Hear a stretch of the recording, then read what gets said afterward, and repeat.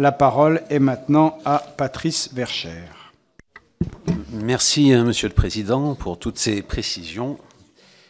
Monsieur le Président, mes chers collègues, nous examinons ce matin une proposition de loi organique de Monsieur Thierry Mariani, inscrite à l'initiative du groupe UMP à l'ordre du jour de notre séance. Ce texte concerne les Français établis à l'étranger. Il s'agit de leur permettre de voter par voie électronique, c'est-à-dire par Internet, aux élections présidentielles, aux élections européennes et lors des référendums nationaux. Cette possibilité, en fait, serait une extension de la faculté déjà ouverte à nos compatriotes expatriés de voter électroniquement aux élections législatives et aux élections consulaires. Je rappelle qu'en effet, qu'à la suite de la révision constitutionnelle du 23 juillet 2008, 11 députés ont été élus pour la première fois en 2012 par les Français de l'étranger. Afin de tenir compte de la situation particulière de ces électeurs, le législateur à l'époque a autorisé le recours au vote électronique.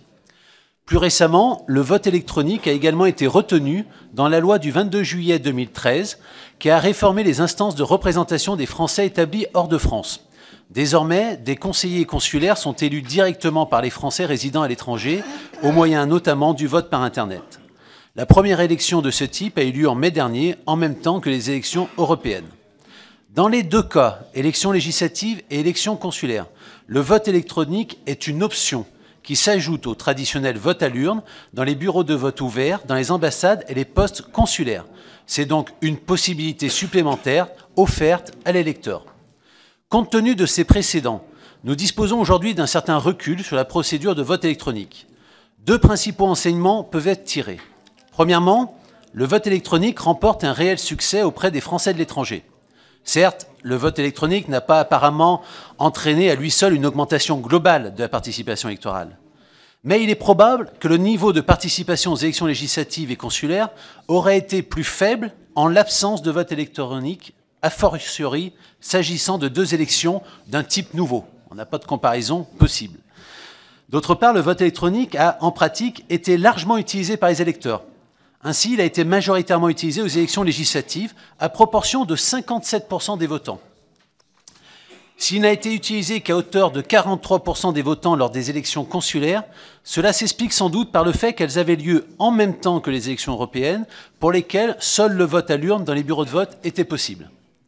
Il est d'ailleurs assez singulier que pour des élections se déroulant le même jour, les unes puissent donner lieu à un vote à distance par Internet, tandis que les autres nécessitent un déplacement des électeurs.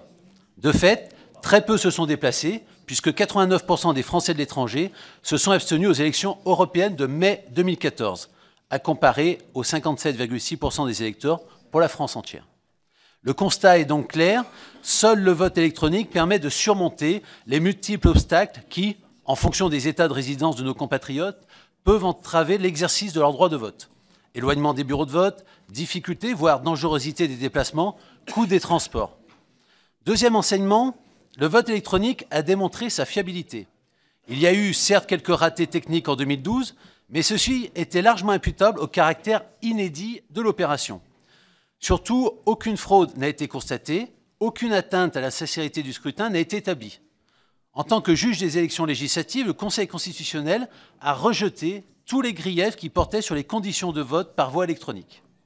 Bien sûr, certains opposants à cette proposition de loi organique nous objecteront qu'avec le vote électronique, certaines fraudes peuvent ne pas être décelées, précisément parce qu'elles sont très efficaces. Mais alors, il faudra être cohérent et en tirer toutes les conséquences. Il ne faut pas se contenter de s'opposer à l'extension du vote électronique. Il faudra supprimer les possibilités de vote électronique déjà existants, sauf à mettre insidieusement en doute la légitimité de nos collègues députés des Français de l'étranger. Au total, mes chers collègues, rien ne me paraît donc sérieusement s'opposer à ce que le vote électronique soit étendu aux élections présidentielles et aux élections européennes, c'est-à-dire à l'ensemble des élections nationales au suffrage universel direct. Je précise que c'est la situation spécifique des électeurs établis hors de France qui justifierait cette extension du vote électronique.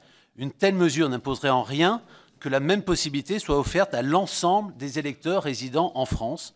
Le Conseil constitutionnel y verrait très probablement une banale application de sa classique jurisprudence sur le principe d'égalité qui permet de traiter différemment des personnes placées dans des situations différentes. Pour toutes ces raisons, mes chers collègues, je vous invite donc à adopter cette proposition de loi organique qui permettra d'améliorer les conditions de l'expression démocratique de nos concitoyens. Merci.